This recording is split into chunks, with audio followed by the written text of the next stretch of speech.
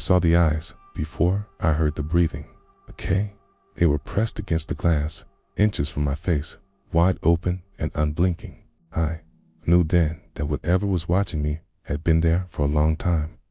I lived alone on the 3rd floor of an aging apartment building at the edge of the city. My window faced a narrow alley that never saw sunlight. During the day, it looked harmless. At night, it became a deep, black throat that swallowed all sound. I worked late hours from home, so I slept during the day and stayed awake long after midnight. Silence was normal to me. That was why the breathing stood out. It began softly, just after 1 in the morning, slow and steady. It's close enough that the glass vibrated with each exhale. I sat frozen in my bed, listening as my heart began to race. When I held my breath, the sound continued. Whatever it was, it didn't need air the way I did. I gathered the courage to look. The alley was empty. No shadows moved. Okay? No shapes climbed the walls. I pulled the curtain closed and told myself it was just stress. But when I turned away, the tapping started, fingertips against the glass, careful and deliberate. 3 taps, then a pause, then 3 more. I didn't sleep that night. The next evening, I taped cardboard over the entire window. I left all the lights on. I played music loud enough to drown out my own thoughts. At exactly 1 in the morning, the music cut out. The room fell silent, and the tapping came again. This time, it was from the inside of the glass. I backed away until my back hit the wall. Low whispers slid through the room like fog, spoke my name slowly. Each sound felt wet and heavy. I pressed my hands over my ears, but the voice came from inside my head. The cardboard peeled away from the window on its own. A face filled the glass, pale and stretched too tight. The eyes were dark pits that reflected nothing. Its mouth curled upward in a smile that didn't belong on any human face. Its breath fogged the window, and shapes formed in the condensation.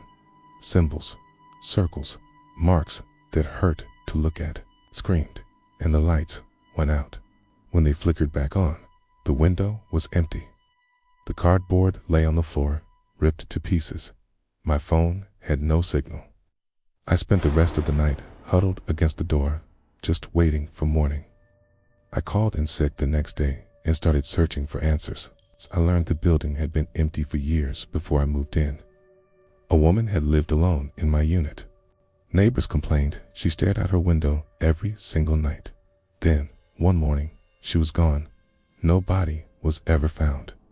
Her window was discovered open from the inside. That night, the knocking returned. It's louder now, faster. I saw movement in the reflection of the glass, not outside, but behind me. The tall, dark shape stood in the corner of my room where the shadows gathered. When I spun around, nothing was there. But when I looked back at the window, the reflection smiled with my face. The glass softened, rippling like water. Its hand pushed through without breaking it. Long fingers bent the wrong way. The arm followed, stretching and folding until the rest of the body slipped inside.